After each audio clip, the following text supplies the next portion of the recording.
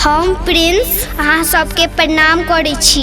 हमर मम्मी पूनम मिश्रा के YouTube channel के सब्सक्राइब जरूर करू और घंटी के निशान के जरूर दबाओ। जय मिथिला, जय मैथिली।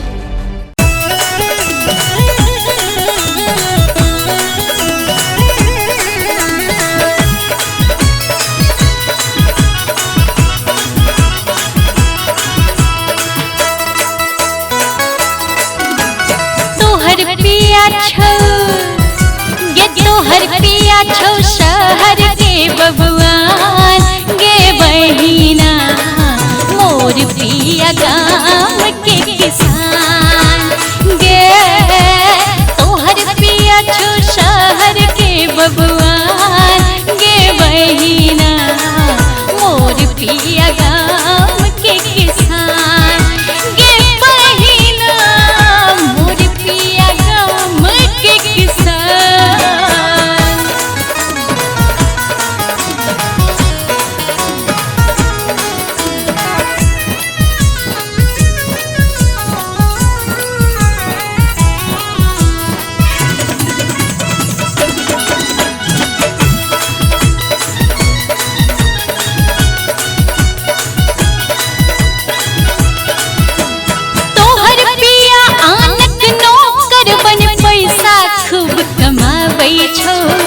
पैसा खूब कमाबै छौ, 6 महीना 1 बरख पर कहियो घुर घर आबै छौ, कहियो घुर घर आबै छौ।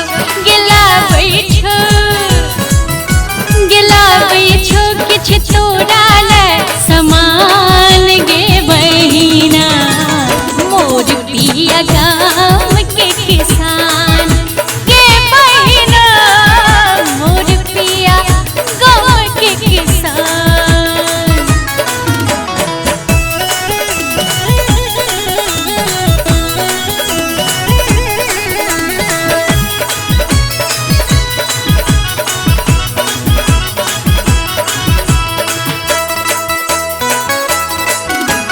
हमर पिया सिर बांहि मुरठा बरदक पाछू भागै छै, बरदक पाछू भागै छै। बुझले अपना हालक अपने मालिक खेतहु सँ घुरियाबै छै, खेतहु सँ घुरियाबै छै।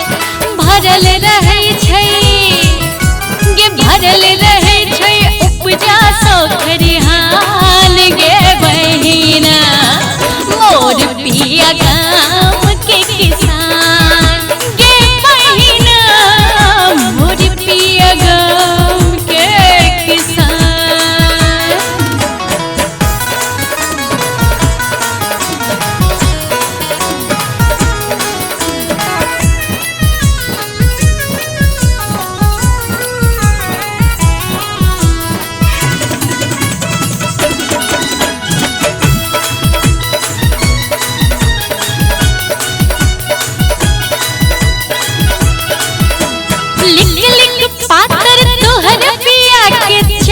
पकौड़ी भाबै छौ, चाह पकौड़ी भाबै छौ।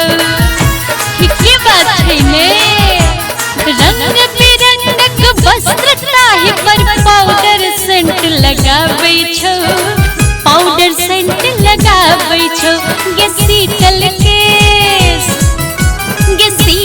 केस गलठने मुँह में पान गे बहिना, मोर पिया गाँव के किसान गे बहिना, मोर पिया गाँव के किसान।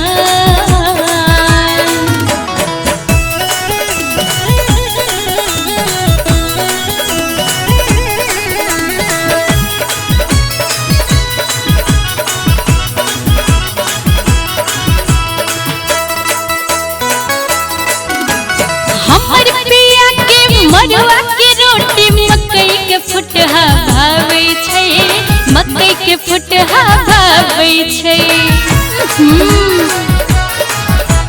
धोती के ढट्ठा ओढ़े चौक पर खैनी चून लगाबै छै, खैनी चून गाबै छै गे बम पिलाट छै गे बम पिलाट छै नामी पहलवान गे बहिना मोर पिया गाम के किसान गे बहिना मोर पिया गाम के किसान।